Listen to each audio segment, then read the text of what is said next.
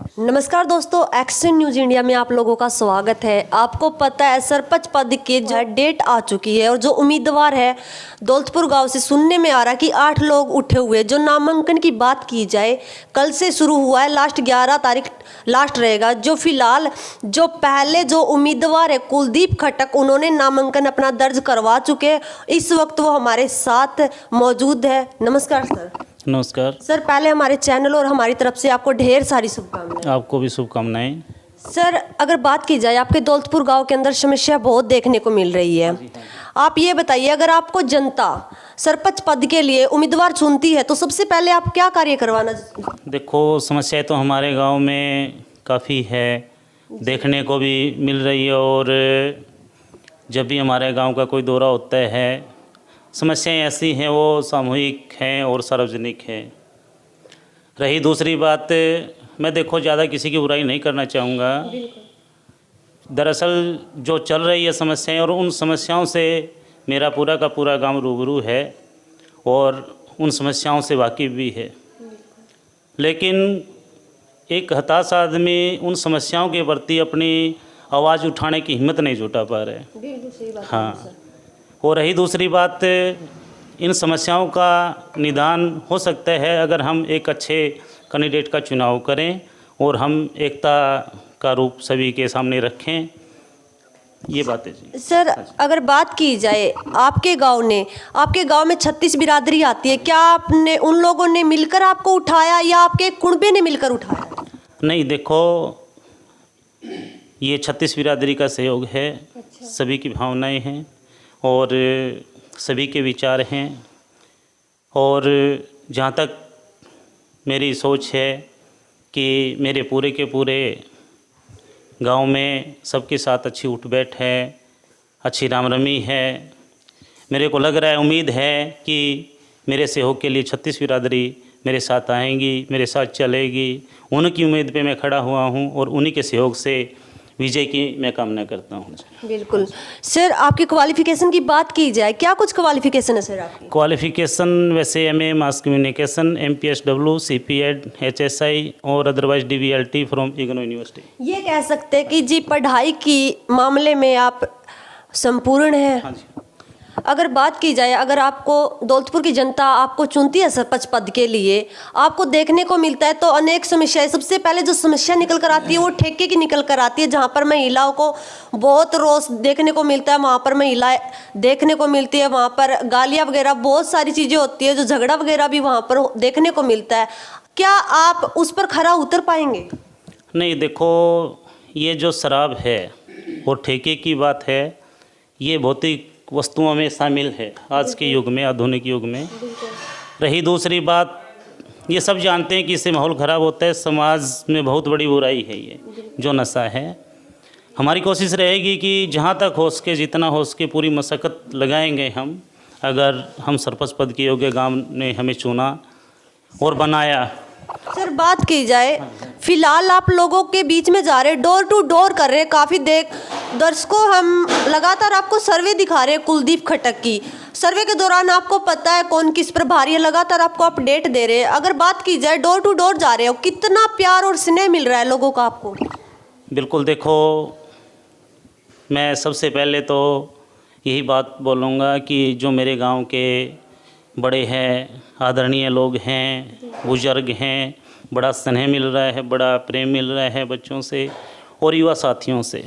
Vote की बात की जाए, आपके गांव में कितने वोट हैं? मेरे गांव में अप्रोक्सीमेट मान के चलो 4,500 के 4 है। कितने पोल हो सकते हैं, आपको क्या लगता है? पोल तो अगर बात करूं, लगभग ये मान के चलो 3700-3800 के समथिंग होंगे। अच्छा। हाँ जी। आपके अगर बात की जाए तो आपको क्या लगता है, 8 कैंडिडेट उठे हुए, कौन सा कैंडिडेट आपको टक्कर दे सकता है? देखो, हर कैंडिडेट के अंदर उम्मीद है। मैं ये बात नहीं बोलना चाहूँगा।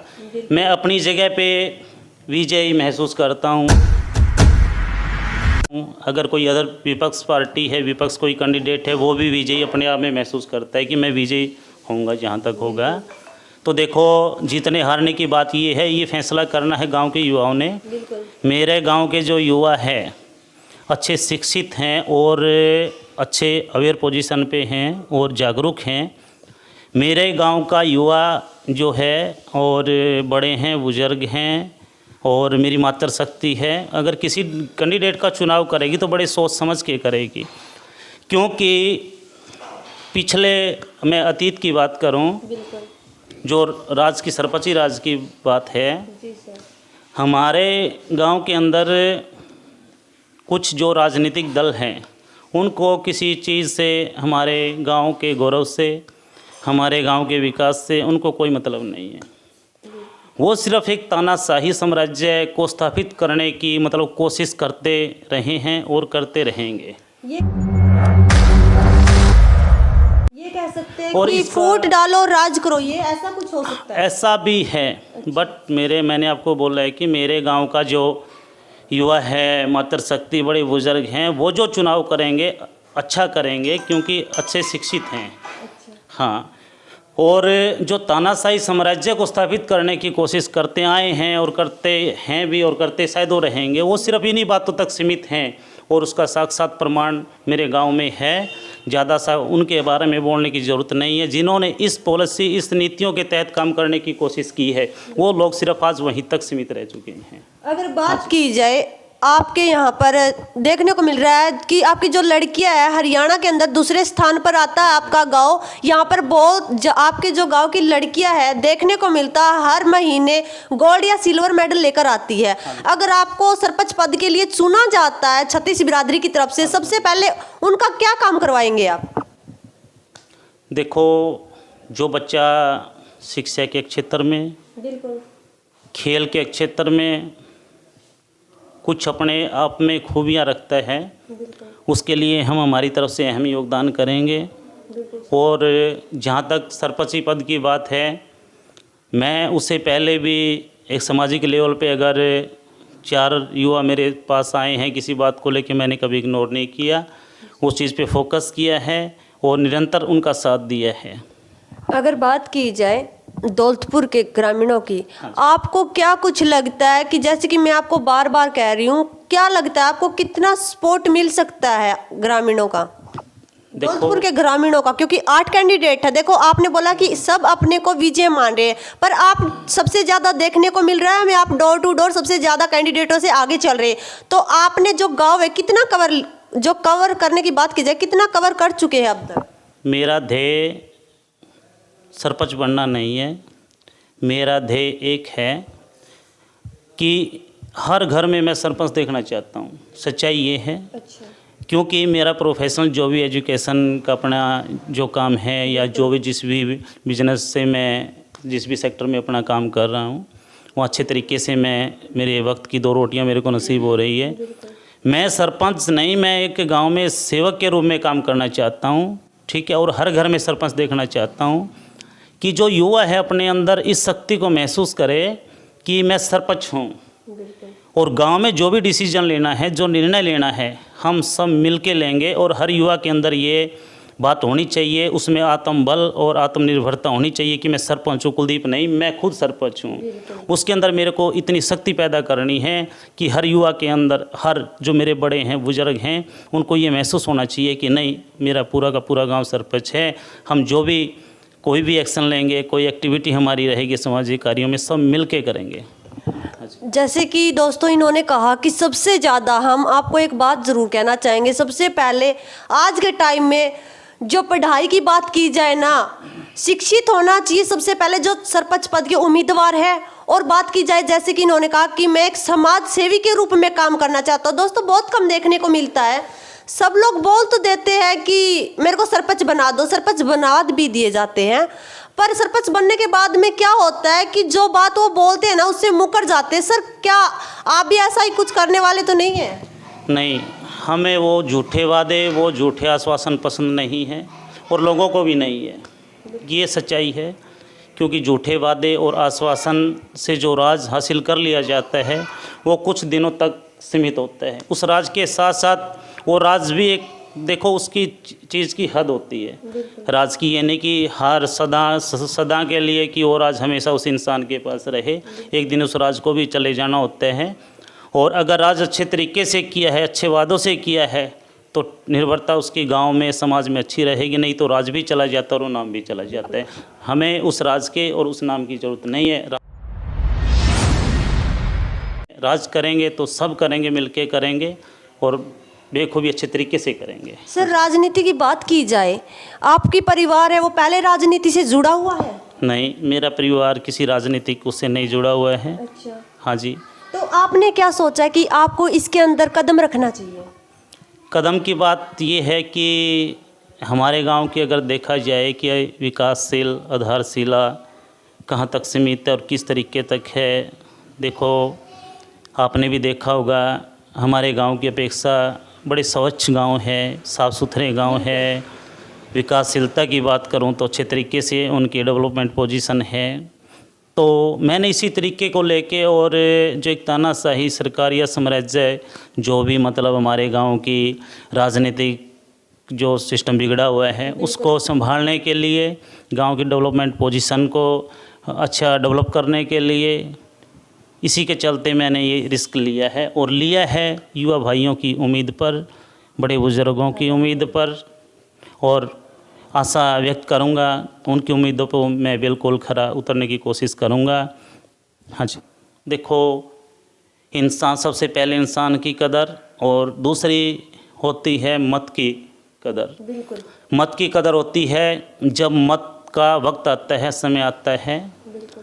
अपनी कदर को बनाए रखने के लिए, अपने मत की कदर को बनाए रखने के लिए हमने ऐसा काम करना है। मतदान अगर कहीं पे करना है, अच्छे जगह पे करो और अच्छे उस कैंडिडेट का चुनाव करो ताकि उस इंसान की भी कदर रहे और हमारे मत की भी कदर रहे।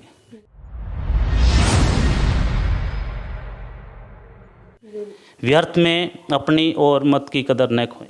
इतना ही मैं मेरे ग्रामवासियों से हाथ जोड़ के निवेदन करता हूँ। दौलतपुर की जनता से क्या कुछ अपील करना चाहोगे आप? दौलतपुर की जनता से अपील करूंगा कि अगर आपके सहयोग से मेरे को सरपंच बना दिया जाएगा तो सबसे पहले हमारे छात्र छात्राओं के लिए, बच्चों के लिए जो परिवहन समस्याएं हैं उसको दूर करने का हम काम करेंगे। रही दूसरी बात, बच्चों का जो खेलने का स्टेडियम है उसके विकास की तरफ हमारा फोकस रहेगा।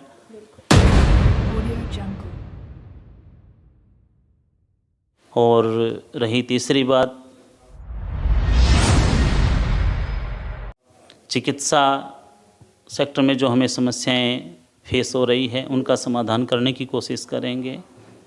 और रही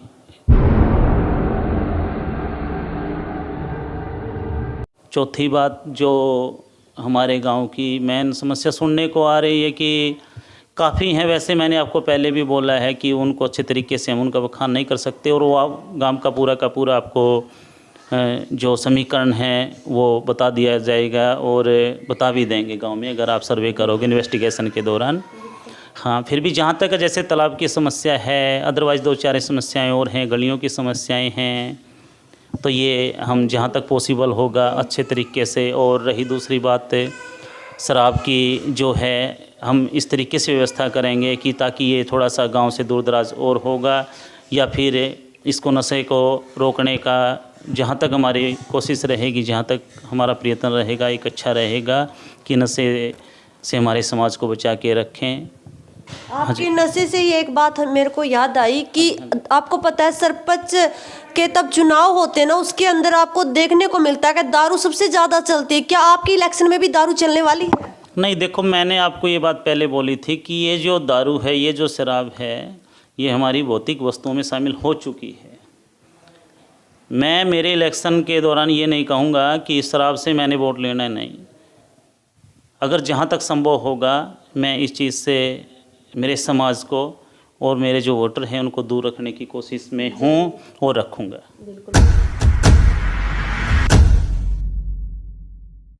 हाँ जी। दोस्तों ये थे हमारे साथ कुलदीप खटक जी जो सरपंच पद के उम्मीदवार हैं। दोस्तों अगर आपको ऐसा ही सरपंच चाहिए तो वीडियो को ज़्यादा से ज़्यादा शेयर कीजिएगा और कमेंट के माध्यम से ये बताइएगा जो इन्होंने बात बोली है क्या वो सही है, जो समस्या ये हल करने के लिए बोल रहे हैं क्या उन पर ये खरा उतर पाएंगे। दोस्तों वीडियो को ज़्यादा से ज़्यादा शेयर कीजिएगा, कमेंट के माध्यम से राय दीजिएगा। फिलहाल के लिए इतना ही, धन्यवाद।